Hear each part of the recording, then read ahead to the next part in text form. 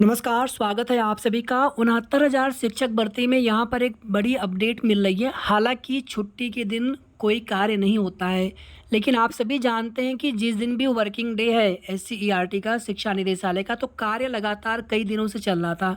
भले ही उस पर अभी अंतिम रूप से चयन सूची जारी करने को लेकर के फैसला हुआ हो या ना हुआ हो, या फिर अंतिम मेरिट लिस्ट जारी करने में थोड़ा बहुत समय लग सकता है, वो बात की बात है। लेकिन जो कुछ भी जानकारी मिली है और जैसा हमने आप सभी को बताया था, सबसे पहली चीज़ देखिए, आपकी भर्ती में बीएड बीटीसी का कोई मुद्दा नहीं है। अब उस पर चाहे किसी के द्वारा कुछ भी बताया जा रहा हो, बट बीएड बीटीसी का कोई मुद्दा है ही नहीं, पहली चीज़। सेकंड चीज़ देखिए, जितनी भी सीटें मिल रही हैं ओबीसी एससी को अतिरिक्त सीटें, वो सीटें मिलेंगी 100% बिल्कुल तय हो चुका है। हाई कोर्ट डिवीजन बेंच का आदेश है और सुप्रीम कोर्ट से भी अगर मामला आगे सुना जाएगा तो उसमें केवल और केवल जो सामान्य वर्ग के चयनित शिक्षक अभ्यर्थी होंगे तो उन्हीं पर फैसला होना है।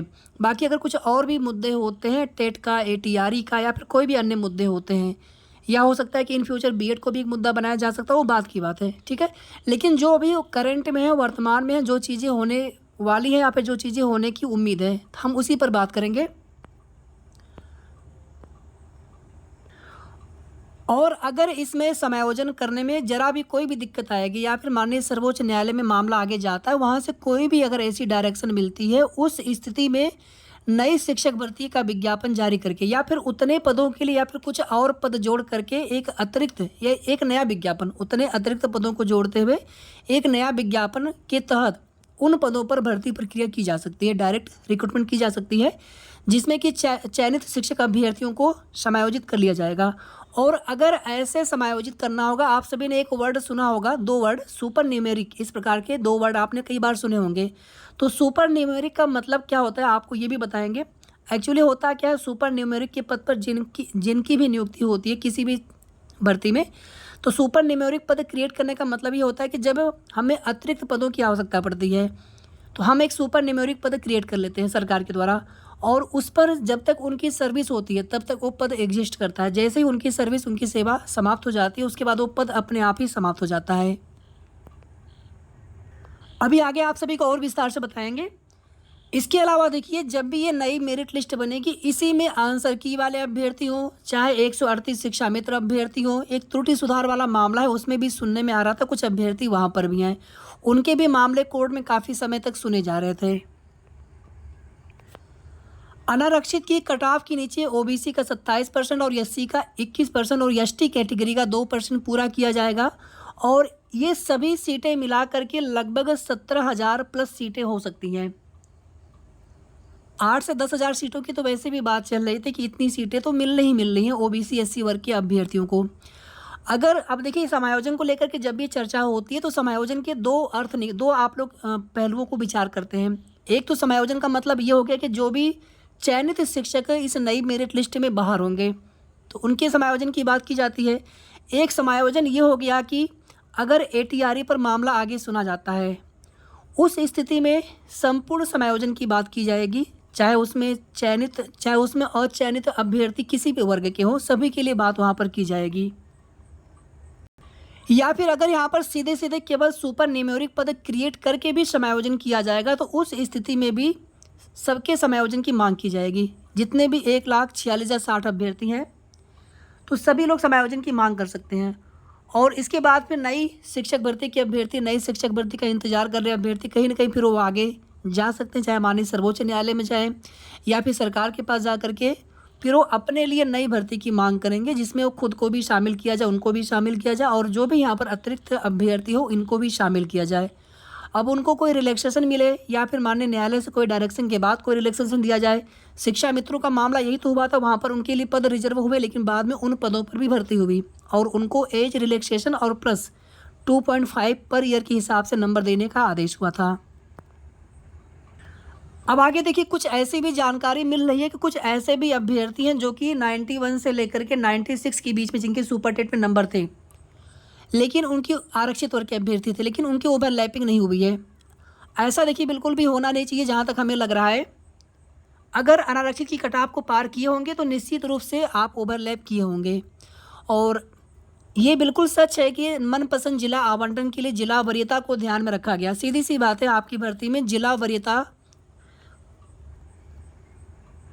वो ध्यान में रखा गया था और जिला वरीयता, जिला प्रेफरेंस की वजह से ही जो अभ्यर्थी अनारक्षित की सीटों पर सेलेक्ट हो सकते थे, ओवरलैप हो सकते थे और किसी दूसरे दूर के ज़िले में उनको ज़िला आवंटित हो सकता था, लेकिन उनको उनका मनपसंद ज़िला देने के लिए अपने ही कैटेगरी में डाला गया है। ऐसे भी बहुत सारे अभ्यर्थी हज़ारों की संख्या में हैं और इसी वजह से आप देखेंगे जो कट ऑफ में डिफरेंस है कितना कम देखने को मिला है। उसके बाद फिर वही बात अगर आ गई कि जो भी अनारक्षित की कट ऑफ है उसके नीचे आरक्षण पूरा होना चाहिए। अब इसमें देखिए आंसर की वाले अभ्यर्थी लगभग 2200-2300 के आसपास जो जानकारी हमारे पास है, लगभग इसी के आसपास कुछ अभ्यर्थी हैं जिनके प्रत्यावेदन सही पाए गए थे। उसके बाद जो भी अन्य अभ्यर्थी हैं, शिक्षा मित्र या फिर अन्य अभ्यर्थी, सभी को मिलाकर के लगभग अधिकतम 2500 के आसपास अभ्यर्थी हो सकते हैं। तो क्या यहाँ पर लगभग 15,000 के आसपास सीटें मिल रही हैं ओबीसी एससी को? तो बिल्कुल ऐसा पॉसिबल हो सकता है। और अभी जिनके 64 है ओबीसी में या फिर 65 के आसपास है, आप लोग पूछते हैं कमेंट करके, तो वहाँ पे रिप्लाई तो नहीं दे पाते हैं, लेकिन इतना आप लोग बिल्कुल विश्वास करके चलें, अगर सीटें इतनी संख्या में होती हैं तो फिर मेरिट इससे भी नीचे आ सकती है। और इसी तरह से एससी कैटेगरी में अभी जो कि 60.04 समथिंग कट ऑफ है 6800 के हिसाब से, अगर इतनी सीटें होती हैं तो फिर एससी कैटेगरी को भी सीटें उसमें मिलेंगी निश्चित रूप से। तो उस स्थिति में आपकी भी कट ऑफ हो सकता है कि 59-58 तक भी आ जाए, ठीक है।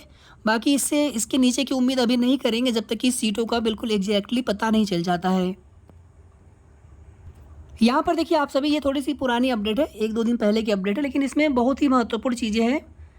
नई मेरिट से प्रभावित होने वाले शिक्षकों को शिक्षा मित्रों की तर्ज पर समायोजित कर सकती है सरकार, ठीक है। और जब ये ऐसा फैसला किया जाएगा तो उस पर फिर आगे क्या रिएक्शन होगा बाकी शेष अभ्यर्थियों का या फिर नई शिक्षक भर्ती वाले अभ्यर्थियों का, वो तो बात की बात है, लेकिन सरकार अगर इस प्रकार से अगर करना चाहे तो कर सकते हैं। सेकंड चीज़ यहाँ पर देखिए, जितने शिक्षक नई मेरिट से प्रभावित होंगे उनके लिए निसंवर्गीय पद सृजित कर, यानी सुपर न्यूमेरिक पद सृजित कर उन्हें समायोजित किया जा सकता है। ये ऐसे पद होते हैं, इसके तहत जब तक शिक्षक सेवा में कार्यरत रहेंगे तब तक पद रहेगा, और जैसे ही उनकी सेवा पूरी यानी सेवानिवृत्ति या मृत्यु के बाद पद समाप्त हो जाएगा, यानी कि फिर उन पदों का अस्तित्व नहीं रह जाएगा। इसी को बोलते हैं सुपर न्यूमेरिक पद। और यहाँ देखिए सरकार, दूसरा विकल्प क्या हो सकता है, 2 विकल्प हैं। दूसरा विकल्प क्या हो सकता है, सरकार सामान्य वर्ग के प्रभावित शिक्षकों के लिए नई भर्ती निकालकर उन्हें सीधी भर्ती दे सकती है। ये चीज़ें सबसे पहले हमने आप सभी को बताया था, और अभी भी देखिए जो ये अधिकतम पदों की बात है 17,000 के आसपास, अब यही जानकारी आपको हर जगह से देखने सुनने को मिल सकता है, ठीक है। तो जो भी चीज़ें हमने आपको बताई थी पहले भी, और बीएड बीटीसी का तो कोई मुद्दा था ही नहीं जिस पर बार बार बात की जाती है या आप लोग पूछते भी हैं, वो कोई मुद्दा है ही नहीं।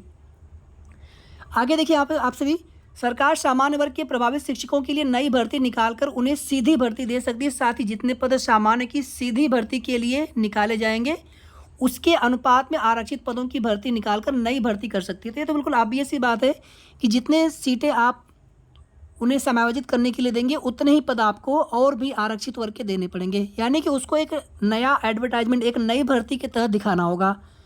यानी कि उतने पद, एक तो हो गया कि ये पद अस्थायी रूप से सुपर न्यूमेरिक रूप से क्रिएट किए जा सकते हैं सिर्फ उन्हीं के लिए जो बाहर होंगे।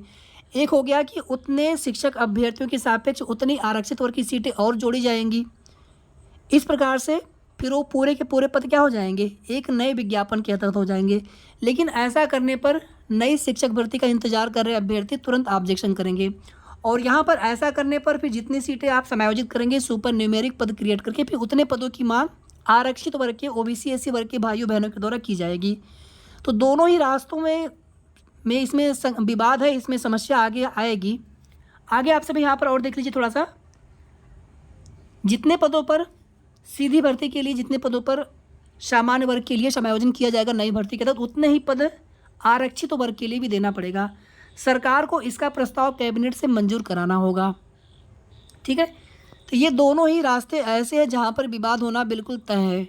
हाँ, इतना ज़रूर है कि जो नई भर्ती के तहत अगर ये पद जोड़े जाएंगे तो इसमें जो नए अभ्यर्थी हैं 69,000 शिक्षक भर्ती से जिनका कोई मतलब नहीं है, जो अभ्यर्थी नई भर्ती का इंतजार कर रहे हैं, तो फिर उनको इस भर्ती में 100% मौका मिलना चाहिए, कुछ और सीटें जोड़ करके। तो फिर इसमें विवाद की गुंजाइश नहीं रह जाएगी, ठीक है। अब इसके अलावा अगर देखेंगे तो अभी मामला जब आगे सुप्रीम कोर्ट में जा रहा है, याचिका फाइल हो चुकी है, अभी आगे भी कई याचिकाएं फाइल हो सकती हैं, तो वहाँ पर टेट पर, एटीआरई पर, डबल आरक्षण पर हाई कोर्ट डिवीजन बेंच के आदेश को सुरक्षित रखने के लिए वहाँ पे तमाम पहलुओं पर वहाँ पे सभी अभ्यर्थी अपना अपना पक्ष रखेंगे। वहाँ पर आगे फिर बहस होगी, सुनवाई होगी। फिर वहाँ से क्या डिसीजन निकल के आएगा उस पर हम लोग आगे बात करेंगे, जो भी संभावना बन सकती है। तो फिलहाल इस वीडियो के माध्यम से इतना ही। बाकी आप सभी के मन में कोई भी सवाल हो आप कमेंट करके पूछ सकते हैं। वीडियो को आप सभी प्लीज़ लाइक ज़रूर कर दिया करें, शेयर कर दिया करें जितना हो सके। और अगर आपने अभी तक चैनल को सब्सक्राइब न किया हो तो सब्सक्राइब आप सभी ज़रूर कर लें।